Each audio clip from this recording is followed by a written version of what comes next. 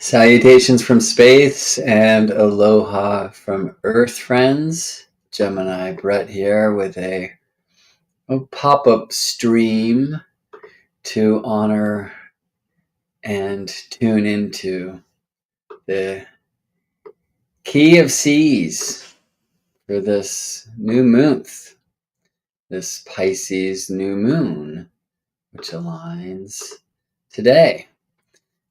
Pacific time where I live, 4:44 p.m. Closer to 4:45, 4:44:49. Was very tempted to turn that to 4:44:44, but I thought I would just let the computers do the work. Well, what do you see in this chart? How does it speak to you? What are your plans for celebrating this Pisces new moon? Are there any specific intentions you'd like to voice into our synchronistic circle here? I'm going to take a look at this in some regards from an astronomical point of view as well, to add some context. And I'll say the first thing I thought of when I turned this chart to a natural zodiac wheel, the zero Aries wheel, was I remembered how when I was young and things were tough at home, I would sometimes walk a couple blocks to the elementary school where I went. I think sometimes I kept doing this even after I went to school there. And I would sit with this little fish pond they had and just talk to the fishes. Well, why does this chart remind me of that happening in my life? And the answer is the Cancer Mars in the fourth, who's just recently, let me say, not in the fourth house, but in the fourth sign. So, you know what? Actually, let's do a quick astronomical tour. I'm going to add a couple pieces from that regard, and then we'll come back to this chart. And between now and then, and even afterwards, if those of you who are synchronistically here with me live, thank you, by the way. The present of your presence is a great gift. If you'd like to just voice into some of the concerns you might have right now, or prayers or hopes or wishes or dreams would maybe be the best Pisces word there, and intentions that you may personally have for this Pisces new moon. I'd love to hear where other hearts are aligning at this time. All right. Well, I was able to quite easily create one astronomical image for you because I've been working away at animations for an upcoming course that I'm teaching. And I would love for you to join me. It's a 5-week course at Nadia Shah's Synchronicity University. It begins at equinox, or east equinox time, as I like to call it. So March 20th, 25, and it will run for 5 consecutive Thursdays. 3 p.m. Pacific is class time. Of course, everything recorded if you can't make it live. I will also be running Saturday Q&A and community discussion places over in Constellations over at my place. And everybody in the course will be invited. We have a really solid spaceship. It's filling up already, which is really wonderful to hear. So there'll be a lot of peers around for you to connect with. And I'm going to dive deep into the astronomy of the heavenly houses in class 1, and then move to the sacred geometry and some of the old Hellenistic teachings before we take kind of a psychological, philosophical tour and see how this works in charts. I find that houses are like maybe the most natural component of the astrological keys, but also the least understood, and I think that's true for me, and the least utilized. So anyway, you can sign up today, and tomorrow is the last day where you get to select a price as low as $25 for a 5-week course, or as much as $250 if you've got it like that and you want to support. I sure would appreciate it. Head to geminibrett.com/houses to learn much, much more. You'll see more of the curriculum. And to register today, I'd love to see you there. All right. Anyway, I've been creating these animations for this course.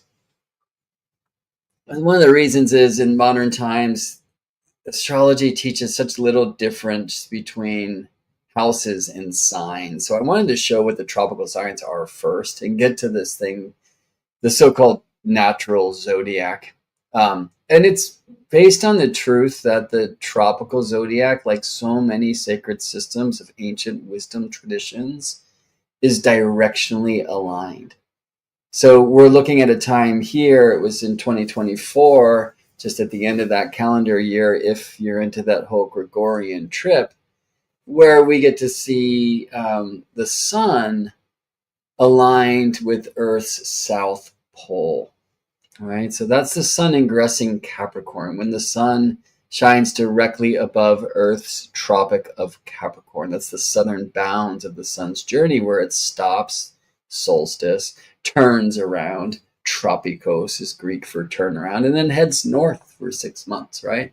So in the geocentric chart here, thanks to Astro Gold, you can see that the sun at this time is aligned to the southern side of Earth. This Earth's south pole leans in every moment to 0 Capricorn. Earth's north pole leans in every moment towards 0 Cancer. 0 Libra is west of Earth, not west of California where I reside, or west of New York, or west of the UK, or wherever. It's west of Earth's center. And this is a slide before I get to the point of East Equinox, which is that 0 Aries, or the Pisces Aries cusp, is the east point from Earth. It is not east of Timbuktu or New York City. It's east of Earth's center, where we are all one, where all earthlings are connected. Pisces reminds us of this important truth. This is the Pisces Aries cusp of the tropical zodiac, Earth's zodiac. So in many regards, the so-called natural zodiac, where we compare the first house to Aries as the first sign, it's really looking at the tropical signs as Earth's houses. All right. So anyway, I wanted to bring us to the Pisces new moon today. You can see I've only put on this chart the sun and the moon, Mercury, Venus, and Mars, because that's all I could get to show up in this zoomed in view of this helio or sun-centered image, thanks to solar system scope software. Clock comes from there too. Okay, well, we're going to animate this thing. And I'll just show you, for example, as in the chart, you can see the moon's in Virgo, Earth Virgo, green for Earth signs, okay? We see Mars in Leo, but Mars is also retrograde, which is what happens when Earth passes Mars by, just as cars that are moving fast forward appear to be in reverse when we pass them on the highway, right? So this is Earth passing Mars in the highway of our solar system. And so Mars is retrograde. We're going to see Mars come back into Cancer, right? And you'll just see how that's actually the result of the signs moving with Earth, because they emanate from the heart of Earth. At this time, Venus was in Aquarius. And we'll see Venus come into Pisces. We'll see the moon get to Pisces first. We'll see Mercury get to Pisces here as well. So let's just move through time. You can see the moon moving signs, just moving through the slices. Actually, Venus beat the moon to Pisces, and she's going to stay there for much longer. Here's Mars back into Cancer now. So a lot of blue, right? Mercury in Capricorn, now Mercury into Aquarius. Sun conjoined Venus, moon, Venus. Here's a moon Mars conjunction. See how that works? I think it's really helpful to see the heliocentric or sun-centered happenings, but while also tuning into our experience from Earth, right? So here we have Earth, Moon, Sun, right? Here we have Earth, which is the center of an astrology chart, at least a geocentric chart. And we're almost exclusively casting geocentric charts, Earth, Moon, Sun. Right? But if you don't know that moon's closer to Earth than sun is, they just look like they're next to each other, not in front of one another, right? Or moon in front of sun, not in front of one another. We find the sun now in Pisces, moon in Pisces, Mercury in Pisces as well. Venus, as we know, has moved into Aries, but will soon station retrograde and head back into Pisces. Saturn will soon move into Aries, but then will retrograde back into Pisces. Neptune gets into Aries first, and then later retrogrades back into Pisces, right? So there's a lot of happening at this world point, at this east point, this point that's due east of Earth, the Pisces Aries cusp. And in that sense, because East is an energy of beginnings, just watch a sunrise to remember that truth. Right there is a place where we're bringing the truth of the houses. Right, your local East, that's a matter of houses, not signs. Watch the sunrise, right? Experience that newness of the East, right? We bring that to the signs, right? So in a way, the global Pisces Aries cusp, it's like global East. That's like a place of new beginnings. And we'll look at that maybe from a constellational point of view in a bit too. And this is why the system of astrological ages, like shifting from the age of Pisces to the age of Aquarius, like this is why it's a thing, because there is an East point for our entire planet. All right, and it's something that we all share. All right, so as I cast this chart again in the so-called natural zodiac, where we just put 0 Aries over here, right? Does that make sense to do? And the answer is yes. And hopefully I just showed you a bit of that. I mean, look, that's like taken from a series of things, and it's the end of slide, so I didn't get enough time to really set it up. But many of you have followed my work for some time, and you've gotten to hear again and again and again about the truth that the tropical zodiac is a directional device. Yeah, well, let me check in with some comments here. Linda writes that the new moon opposes Pluto in the profected 4th house. Partile with Time Lord Mercury, partile sextile. So if I'm reading that right, the new moon, which is at 9 plus Pisces, so the 10th degree of Pisces, is opposite your Pluto partile. So your Pluto's in that same degree. Your Pluto's in your perfected 4th house. Time Lord Mercury, so that means that your perfected 1st house or ascendant would be Gemini or Virgo at this time. If you're getting Time Lords only for profections, which is one of the Time Lord techniques we use, and you think you'll be moving out of this country, it's not your homeland. This is going to be big for you, you feel. Yeah, moving is huge.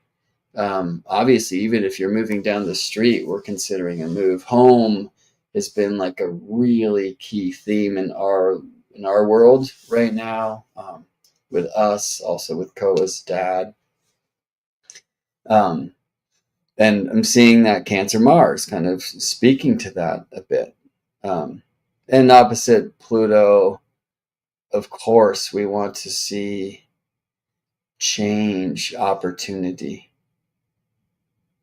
So I'm seeing you're saying yes, Gemini rising, and your natal Mercury's in Scorpio. All right. Yeah, well, to not turn this too much into, I think when we talk charts, it's really hard to see them. You're expecting an earthquake. You said you felt a 3.3 tremble at 1:15 a.m. Wow, living in Southwest Turkey. Wild. Well, I hope you are safe and that you kind of know the rules of be near furniture. So if things collapse, it will support you or whatever, or get out of the house or be somewhere cool. I mean, I think part of honoring the Pisces energetic is to remember that we are empaths, we are intuitive, and it's probably a great month for us to not only like honor that gift in us, which automatically allows it to be and to grow, but also to listen to what we see. So if you feel an earthquake coming, then being in a place where you know you are safe. And I think I'd encourage you to be near water, not because that's the place to be during earthquakes, but that's the place to be during Pisces new moons. So I'm encouraging that for all of us. Stephen, the Jupiterian, having your solar return on Saturday.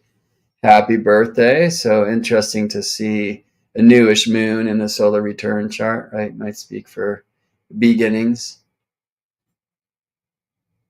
All right. Does anyone else want to add a piece of what you are setting intentions for? Oh, Selena, speaking of the moon, working with a new love. Beautiful.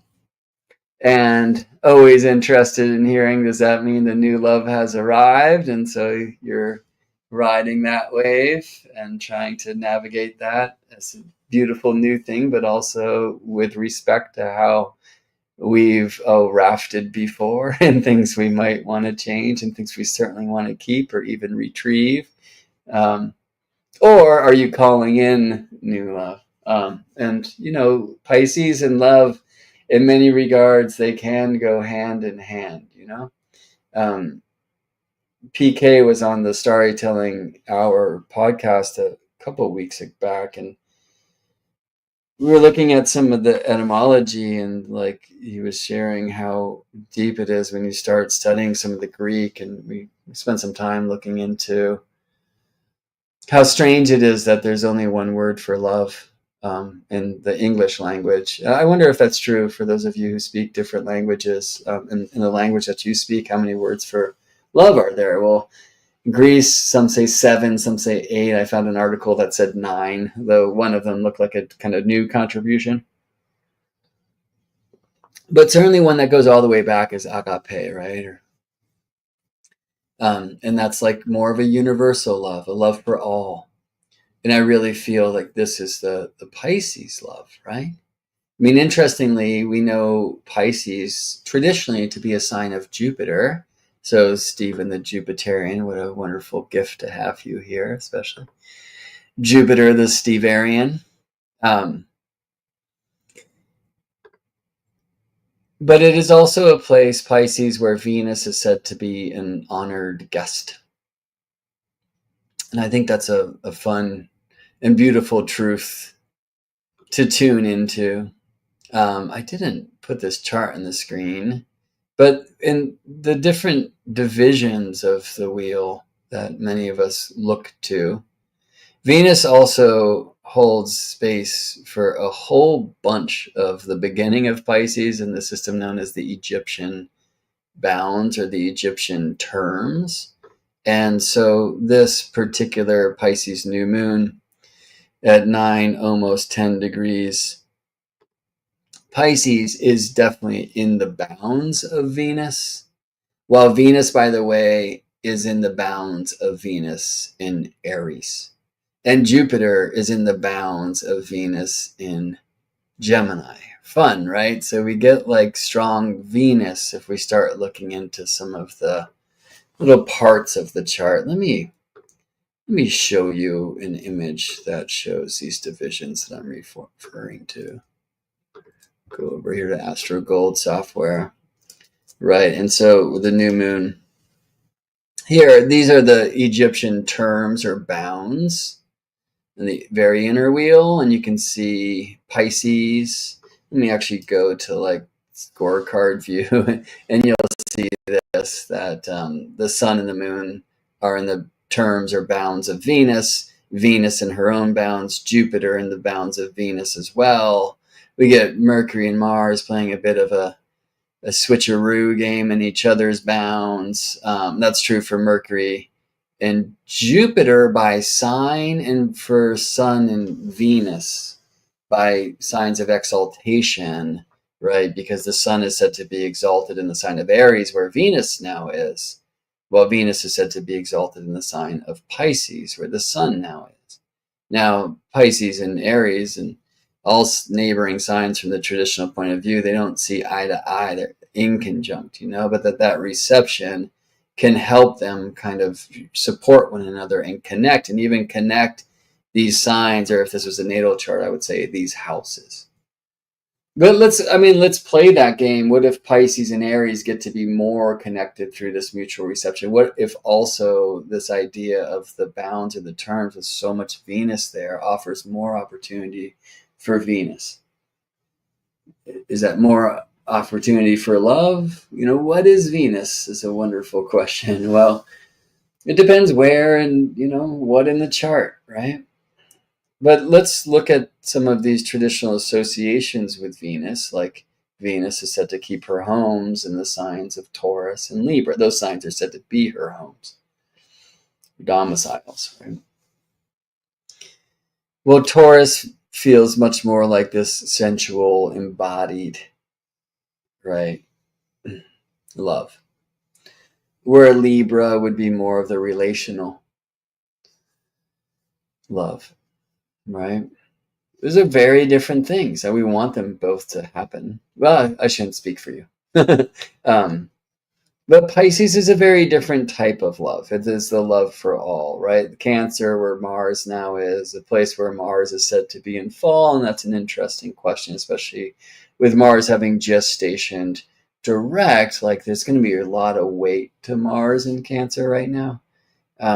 I wonder if you're all feeling that. I certainly am, as I shared before. I mean, even if we zoom out of like our own home, our own family unit, to like a wider home, like we heard about Linda, like moving countries now. Many people are trying to get out of the United States at this time, or really just have a hard time with like the homeland. You know what I'm saying? Like that, we might feel that kind of heavy Cancer Mars in that regard, right? Well, we'll see when we get back to the chart that Mars is squaring Chiron now, but Mars is trining Saturn. There might be some clues there of what we can do about it, right? or why it's doing us, and what we can do. Okay, but to speak more about agape in this universal love, where Cancer is kind of like, oh, my baby. I like to call it like the science of the water. Like, we nurture the baby, we water the plant to help it grow. But for Pisces, all children of this world are my children, right? That deep compassion. In fact, they're all me. I am you, and he is she. We are all one, that oneness, that we're all in the same boat. Modern astrology very much associates Pisces with Neptune, right? I mean, interestingly, Neptune, we can say it was discovered mathematically. But why? How? Because Uranus, who had been discovered by accident, interesting, right, revealed that something further out was pulling on him, and therefore pulling on us, right? Like, that's how it was known that Neptune was there. And it was known after some serious witness of Uranus's dance and some advancement mathematically of like where to point the telescopes in 1846, right, when Neptune was discovered from Berlin.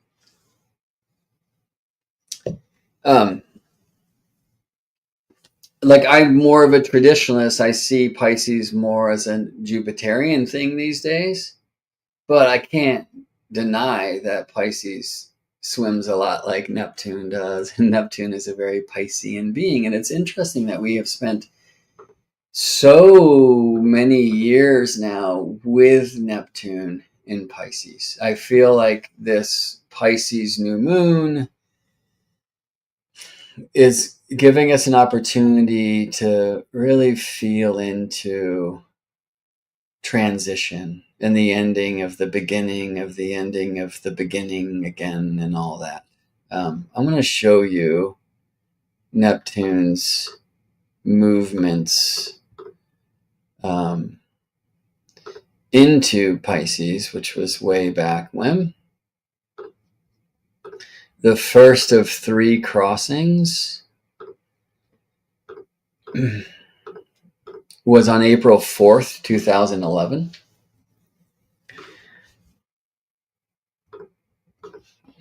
Neptune into Pisces. Look, following Chiron in, and Venus was on hand at the time.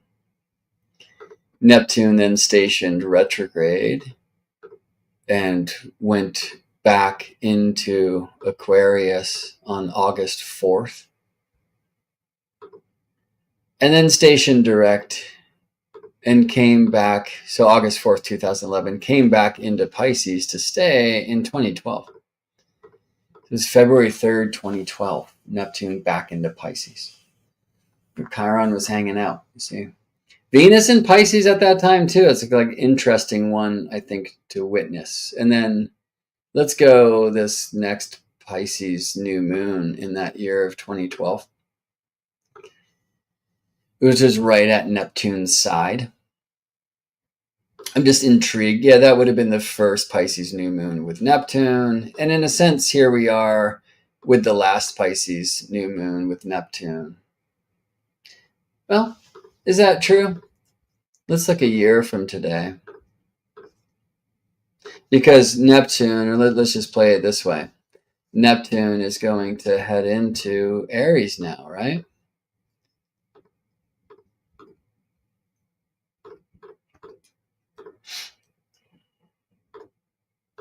So Neptune ingresses Aries March 30th.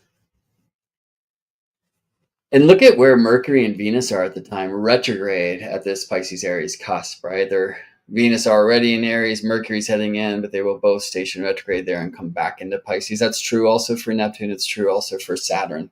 Actually, in fact, let me show you. So Neptune into Aries, March 30th. Look at Saturn into Aries, and that's on March 24th. But before they can conjoin, Saturn will come back into Pisces, and that's September 1st. And then Neptune back into Pisces will be October 22nd. So I'm just interested in seeing, I haven't looked at this yet enough. Okay, Neptune then stations direct the final degree, the anaretic degree of Pisces on December 10th, 25. And then we'll be back into Aries. Oops, wrong button.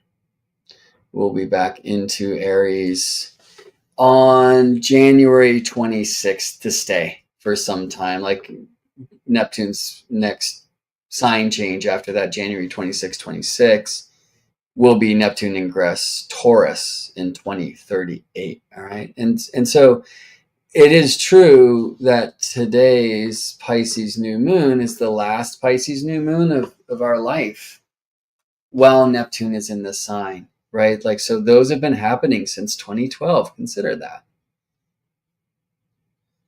I just want to read from Dawn here. When Neptune moved into Pisces, I made major life changes. Yeah. I mean, 2012, I signed up, by the way. Like, I didn't know what it was going to be, but I was very interested in the mysteries before this. I hadn't met astrology yet, by the way. But just the whole 2012 trip and what people were saying as the end of the long count, the beginning of the next long count in the Mayan calendar and all that stuff that was just kind of flooding the TV. And I was reading so many texts about, mysticism and changing of the ages. And it really brought me into precession. So it's interesting. I was kind of like studying precession of the equinoxes before I met astrology, which didn't happen for me until October of that year in 2012. I started coming in a bit through Tarot and the Decans and the Tarot Handbook by Angelus Arians, which I had met a few years before. But yeah, like I went to Machu Picchu for the December 21st, 2012 thing. It's the only time I've had Christmas away from family. Lucky to have found a friend traveling down there, Melissa, and we got to do Christmas together. Because the world didn't end, but my old world totally did. Like going into all that, I was working for an engineering firm, and on the other side, I was practicing astrology. I'm in like very early in my study, which was wild, And I think many people who really brought themselves to the opportunity for, let's say, mutation, to speak astrology terms, or change then, like it really happened for me and for so many people I know. Like it's hard to even imagine where I would be now if that old life hadn't ended. There's many times in my life I could say that. Of Gemini rising, that's not necessarily uncommon for folks who were born with a mutable sign on the rise. But this is, a time, and maybe especially in Pisces, where we really get to kind of allow change. And it doesn't have to be painful. It probably has to be a bit confusing. And that's always the initiation in the Pisces seas, right? Like as the storm comes, are you willing to just loosen your grip on the wheel and see where the winds will bring you, Or maybe let's speak more water, where the tides will bring you, or the currents if we want to be in river time. What about anyone else here? Did you have such a significant change in 2012? Stephen writes, in 2012, I made major life changes, dove into astrology full time. Before then was dabbling.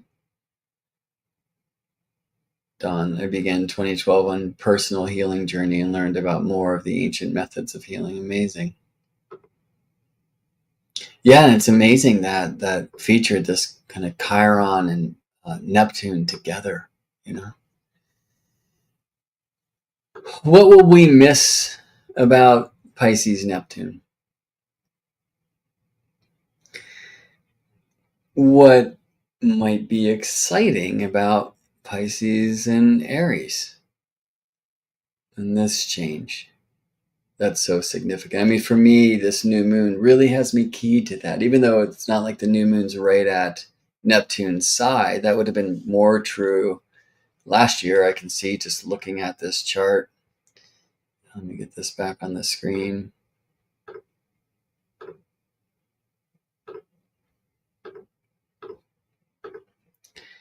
You know, why can I say that? Well, if you've learned to follow the lunations over the years, you'll see that they slip about 11 degrees retrograde from one year to the next. So when I'm looking at a new moon at 10 Pisces, or the 10th degree of Pisces, now that means last year it was probably in the 21st degree of Pisces, right? Closer to Neptune.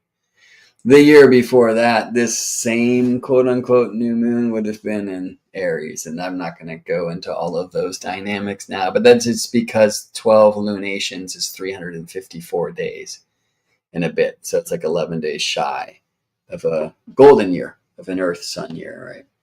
So we really get to see this beautiful kind of precessional movement of the lunations through the zodiac, if you're able to kind of zoom out and experience a bit of like a wider time. And I feel like Pisces asks us to do that. You know, a great other symbol of that right now would be this north node of the moon at Pisces side. You see that the new moon's getting close to the node. I mean, almost close enough for an eclipse. This is not one, but the Virgo full moon of this lunation will be a lunar eclipse.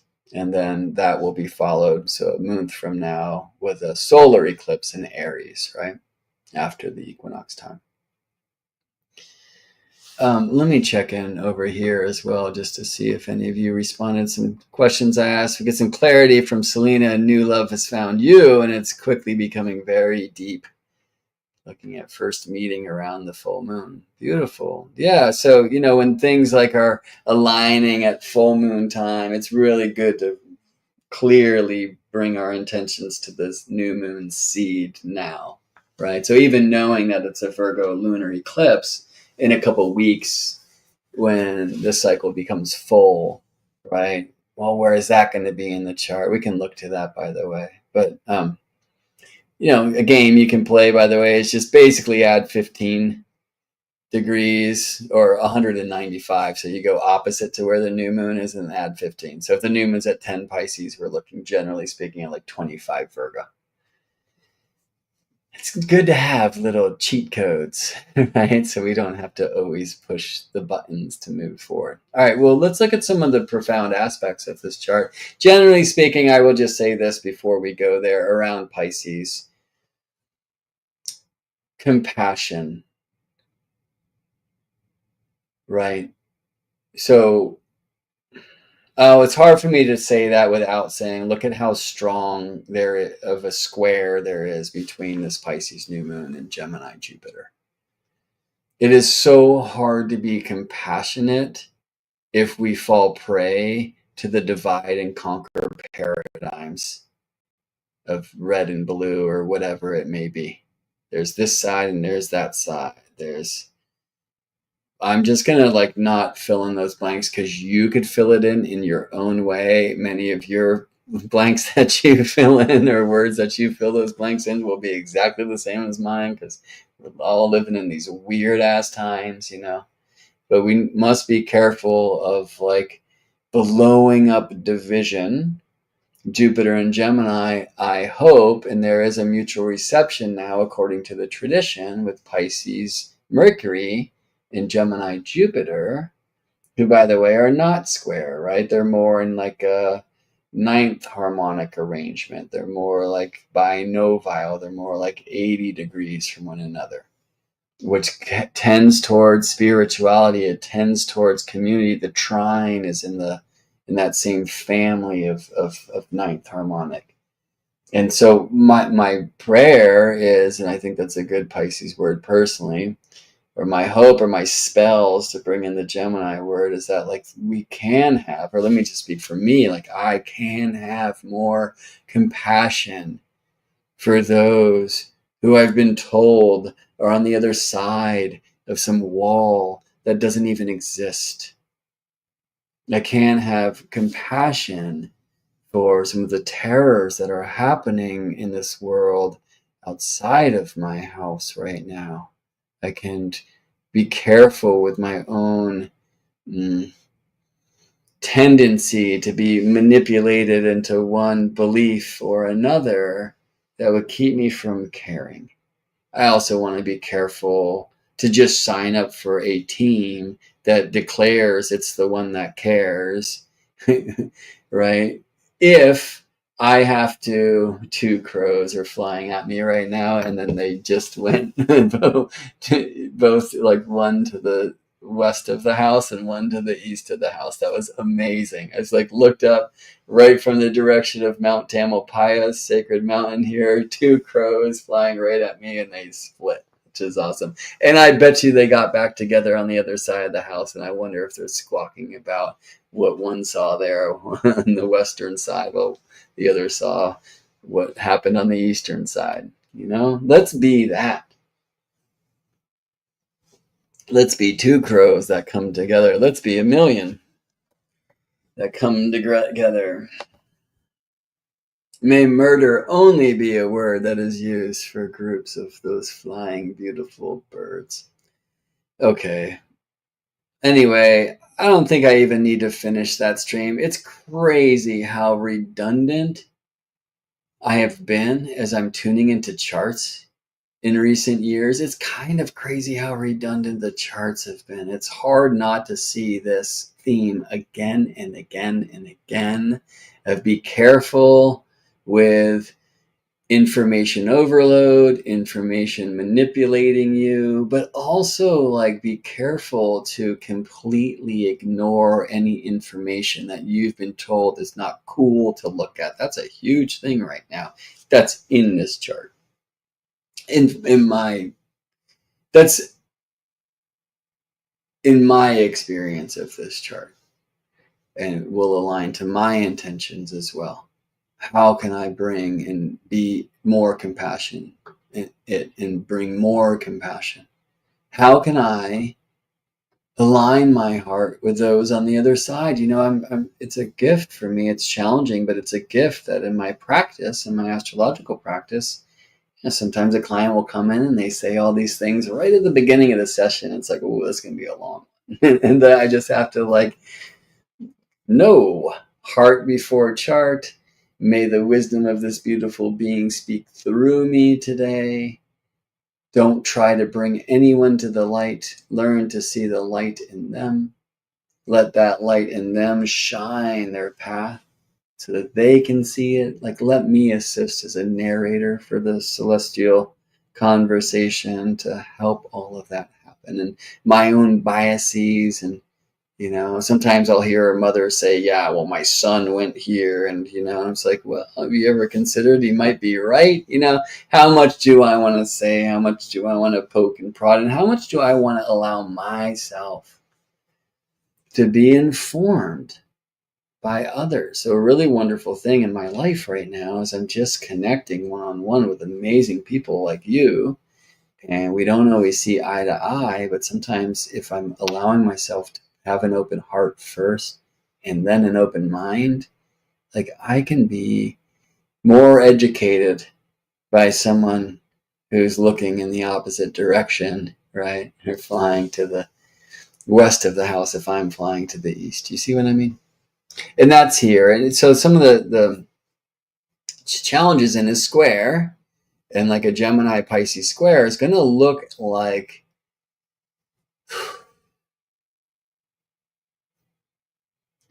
Well, I think the best way to say would be like belief versus information, or the way that our beliefs are informed by the information. Should we believe in the information?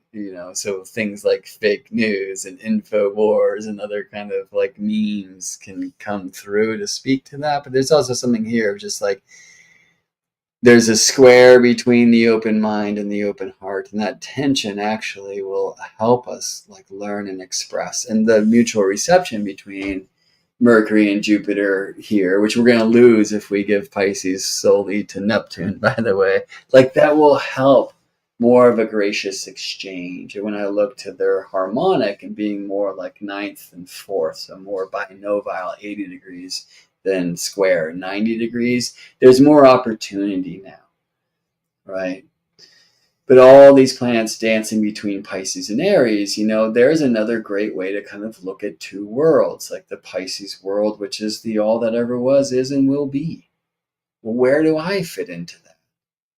And look at the Mars square Chiron in this chart, right? It's a strong square. Mars at 17, now moving forward, currently slower than Chiron because he just stationed direct, but will soon overcome Chiron by speed, though we say, to use that term from a Hellenistic astrology point of view, Chiron is overcoming Mars because Chiron is rising first on their square.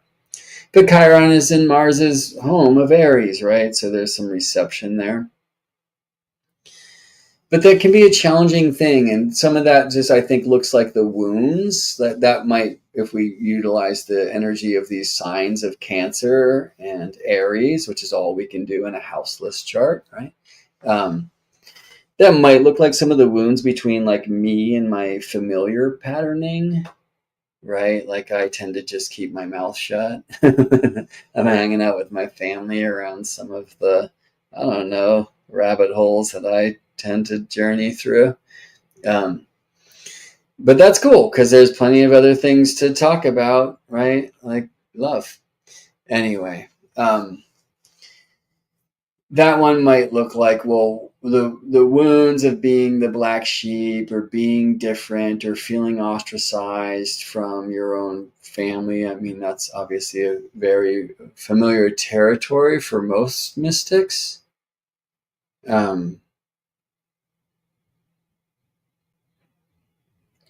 Just distracted by some of your wonderful comments here, so let me get back to those. Whereas the Pisces Aries in conjunct, that one feels a little bit more like, wow, like the baby is born. We were once in the womb. We were living in the water. We were connected to all that is, and then we come in, we're birthed, like we literally like move from more of like a shared air experience and a water experience, right, to this like world of light and atmosphere, and the cord is cut and we're breathing on our own. Like it is such a profound thing. I got to witness that really for the first time in June when Maya was born. Well, what do we lose when we incarnate? Right? And I feel like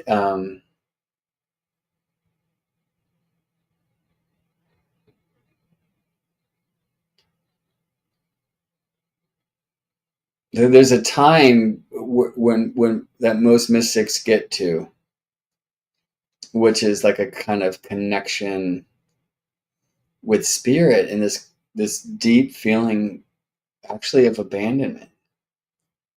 And that's really, for me, it's much of the kind of Chiron pain. Chiron, who was rejected by his mother because he was born this freak, right? His dad, who was Saturn, was never going to stick around in the first place, right? But Chiron, like half horse and half human, right? Like reminding us of our animal self.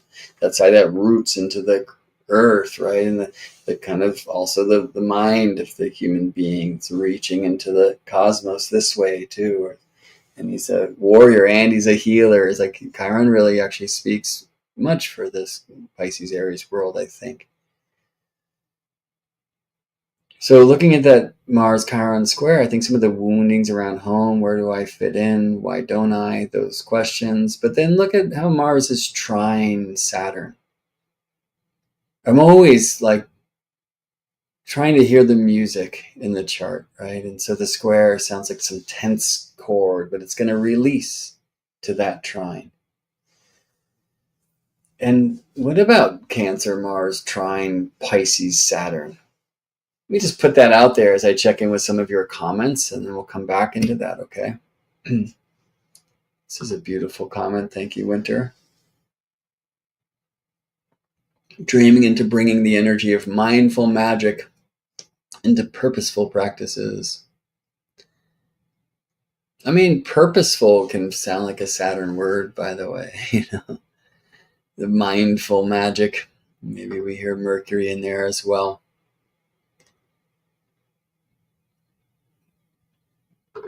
Diane says this new moon means to me bringing an interconnectedness between all things, right? I love that. Like, can we be with the crows and understand that that's part of our story? Or as I just looked out the window now, there's a bunch of kids on recess in the elementary school down the hill doing their thing. You know? Diane says, happy solar return, Stephen. We share the same day, so happy birthday to the both of you coming up. Octo, I'd like to think that Pisces New Moon talks about necessity, like a necessity for profoundness, but that Gemini Jupiter is overwhelmingly inconsistent. Because Gemini gets such a bad rap, doesn't it? I'm now engaged with a woman who has a hard time with Gemini. It's an interesting thing to say. What's beautiful about Gemini? What can Jupiter expand in regards to beauty in Gemini? I mean, this is also a place like Mars and Cancer, where Jupiter is said to, and Venus in Aries, where it's said to be, or Mercury in Pisces, where it's said to be strange for Jupiter. Maybe we should speak to some of that. You know, there's the ideas of essential dignity and debility. There's a lot of so-called debilitated planets here. I hate that word. I see them more as kind of counterculture out there. So I think when Gemini goes wrong, that idea of inconsistency that Octo brought forth, thank you for that. Or just kind of like, you know, too many things to do one. It's something I suffer from a lot. That can really get blown up. I think two sides of a thing can really get blown up, and that's what I've been seeing as well. But there's also something about joy and play, you know. How about that necessity?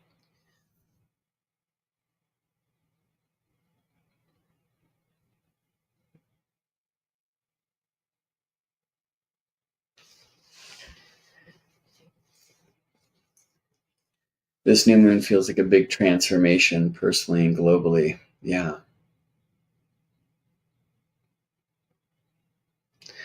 So this is a profound thought, Don. In trauma, we abandon ourselves as well as family. Saturn and Mars give us strength to come back home to authentic values and self-realization. May that be so. Melinda, I'm reading your comments. Beautiful. All right. Well, I want to bring some of the constellations into this too, but I also wanted to show some of the connections between these planets that might hide from our view. I mean, before I even go there, how about the strength of this Mercury-Uranus sextile? Right, there is an opportunity for this type of, let me say, like courageous compassion to like help us break free of the things that might have us stuck. There's always a reminder here that if we can speak with the earth, right, and like put our bare feet on the ground and feel that energetic current coming through, like we will be reorganized or have the opportunity to realign thought, experience, expression, mind, belief. All right, let me show you this point of view. These are like all tight aspects, so within 1 degree. But we get some interesting beings here. So there's like a Jupiter Chiron septile and a Mercury Pluto septile. And those seps, like the sevens, they tend to be out of the box and new, right? So I just want to voice for Mercury here in a place where he said both to be in exile, far from his Virgo home, and in fall, that it's just an opportunity for very kind of counterculture, a different mind, different thought, different think. And that septile with Pluto helps me see that if we can allow ourselves to go out of the box by letting the mind follow the rivers of love and heart, that this will really see part of the greatest revolution. That's true power to the people, you know. Like the heart, and like the compassionate heart is one of our greatest forces. I don't mean to use that term force in some negative way when I say that, of course. You know, our intuition, our empathy, that is an amazing gift. There's a type of intuition which just comes from being quick, and that's when I imagine like the AI will very quickly realize. But there's this other intuition that comes more on the waves of the heart and feels the empathy, which tends to be more of a Piscean approach, yes? And that, I imagine, is a human or an animal thing. And the more we can hone that, wow, falcon. Hold on a second, please.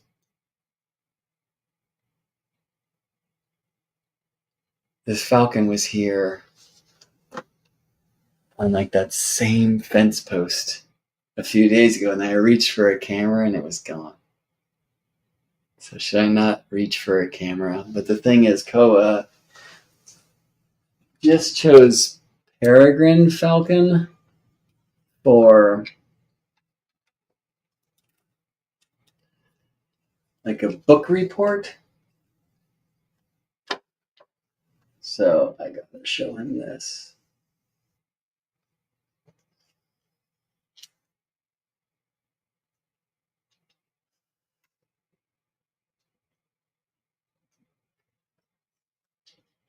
Oh no. Sorry, everyone.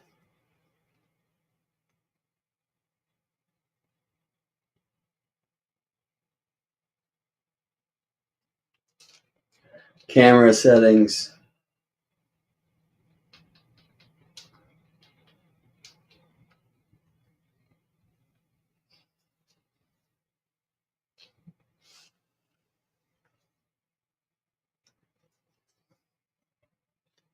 Like trying to get a photograph of a falcon on a fence through blinds.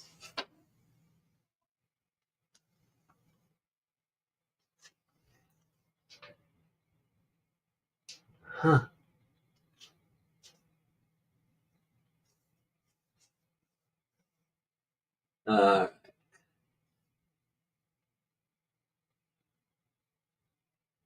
What does it mean?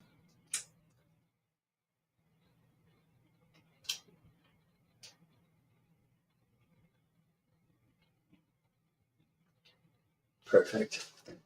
I think that actually might be a peregrine falcon. Wow. Okay. Weren't we just talking about like animals and becoming one with it all? I will just be watching this falcon as we finish this trip. I wanted to also suggest that this subtile between Jupiter and Chiron reminds us of like alternative healing and to like break out of old story and old points of view. I mean, some of that can come. It's like a little bit less indicated by those beings, Jupiter and Chiron, than others. Like alternative types of healing. I saw veterinarians yesterday that has like hyperbaric oxygen chambers for animals. But I mean, like really kind of changing who we are by shifting our story, rewriting this. You know, in the Robert Moss like dream work, when somebody shares their dream, instead of just telling them what it's about, you always begin with, if this was my dream. Well, can we do that for our own dream in our own lives that we're living, right? If this is my life.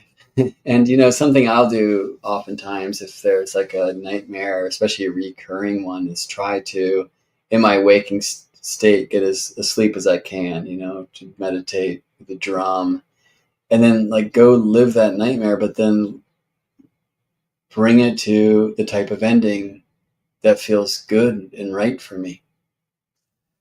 That can be a really powerful tool. Well, life is but a dream, friends. So how can we do that in the world in which we're living? Sometimes it can feel kind of burying our head in the sand if we get all into everything in the world around us is just some symbol, But if you're using that productively and also honoring the truth that it might be true, it's a nice thing about Gemini, the truth, it might be true, then good on you. And I think restoring will help us kind of break out of the mold at this time. What a beautiful bird. Okay. What about this fifthness? So we see a decile that's 36 degrees between Pluto and the new moon. Okay, well, that's like an artistic interplay in othership. And then we see a tridecile, it's 108 degrees. Some say this speaks to genius between the nodes, the north node of the moon and of Mars. And it just really feels to me about realigning with family, soul family, ancestry. It can be homeland, those kinds of themes. I don't know, this is just coming in, but that kind of question about like borderlessness versus nationalism, and would it be better for there to be just one country, one world, one new world? Or is it better to have, I don't know, like many nations, Like, I don't have answers to that question, by the way, but that's just kind of arriving here. Melinda says, bald eagle came by earlier this morning for her. We can always go back into the box if we want to, just like the birds going back to their nests when they want, or sometimes when they're called, right? So some of the family responsibility, maybe Saturn and Pisces reminds us that we each have responsibility to the one family. We're all in the same boat.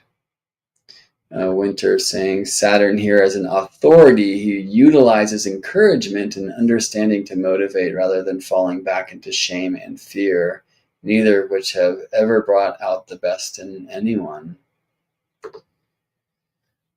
A nice thing to hear and be reminded of. All right, well, let's look. I'm just going to turn this to my local view, where Leo will be rising at the time that moon meets sun in Pisces. They will be in the 7th house, but the 8th whole sign.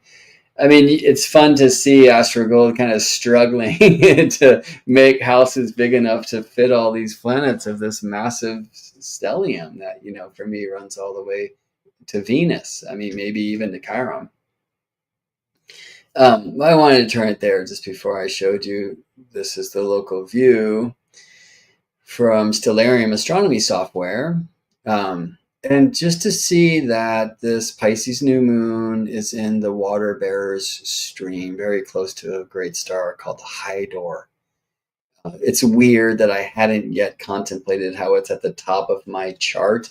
I was born with 936 Gemini rising, and I have an Aquarius midheaven, but hopefully or will soon know, maybe in the next second, that the midheaven's not the highest part of the chart. You take your arms to the ascendant, the descendant, and then bring them up. The point that squares your horizon, the ascendant, the descendant, the non-agesimal, as it's called. That's the point of the ecliptic, or the zodiac that's closest to the zenith, to the top of the sky in the moment of your birth. It's a very important part that's not often honored. And I know that for me, that's Hydor, the star and the water bearer's stream of that constellation. So it's crazy that I've been looking at this Pisces new moon in that degree and hadn't thought of that yet personally. It maybe that's part of what stimulated, this pop-up transmission connection. All right. Well, signs and constellations are very different things. You're going to see Cancer Mars there in the upper left with the twins. And Mars, by the way, far from the ecliptic plane. This is just something that happens when planets loop, depending on where they loop and where the sun is at the time. And that's a long tail, okay? You're going to see Gemini Jupiter near the eyes of the bull, right? Constellations and signs are a different thing, but you will see Orion's club pointing to this place that, Castor of the twins kicks that says Cancer, right? That's simply the point of the zodiac that's furthest north of the equator here in blue, okay? And the equator in the ecliptic cross, the plane of day, equator, and year, ecliptic, at the equinox point. So you see 0 Aries there, very close to Neptune. I wonder if I go over here and I circle this stuff, if you can see me circling stuff. I don't think that's going to happen without me unintentionally changing the slide. So regardless, Neptune is just at that cusp now, the node of the moon, as we saw in the chart, just at that cusp. The planet that looks huge, by the way, very close to the great square of Pegasus, that's Venus. And she's shown huge in Stellarium right now. I mean, I have all the planets supersized, but Venus especially supersized. That's just what they do when Venus is passing Earth by, which is what happens when Venus retrogrades this time now, right? So I just want to show you that in our day and age, Pisces means water bearer. Aries means the fishes. It tells us a little bit more about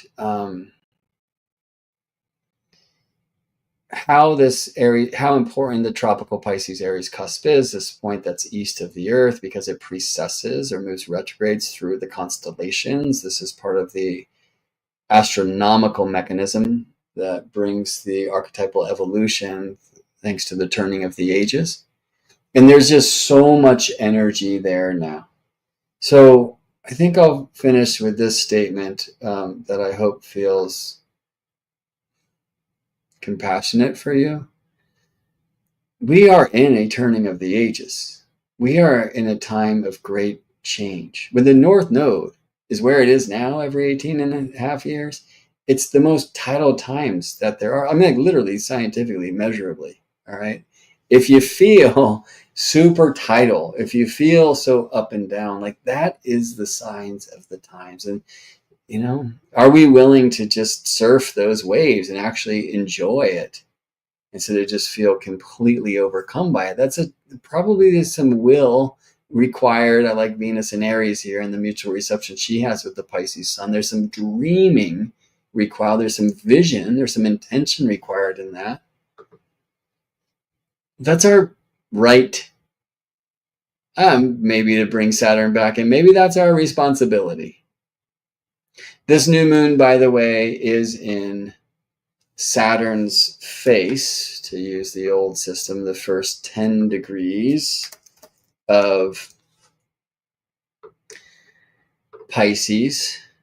The first decan or face of Pisces is said to be the face of Saturn in Pisces. Trying to get an image here for you. Yeah, let's use that one.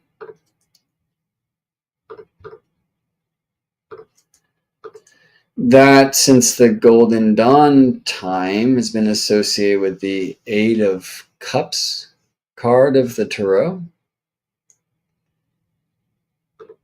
And in the Rider-Waite Coleman Smith deck, that looks like this.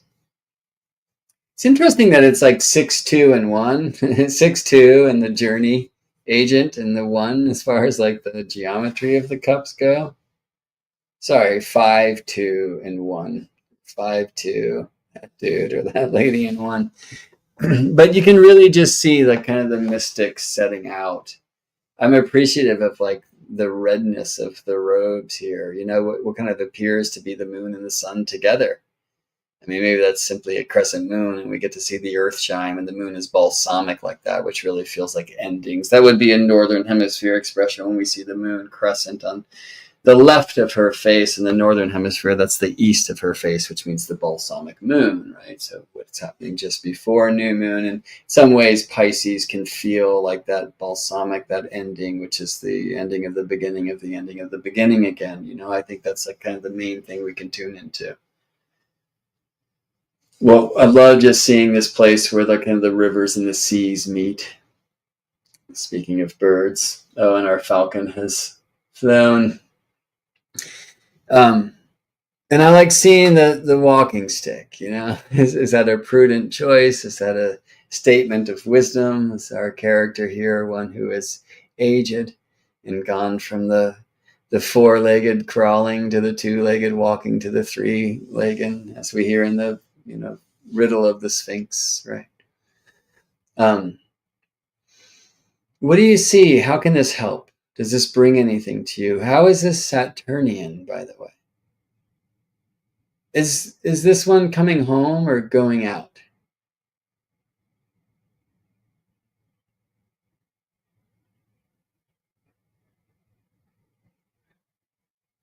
For me, I'm with going out, but isn't going out coming home? And so we end with a riddle of a poem.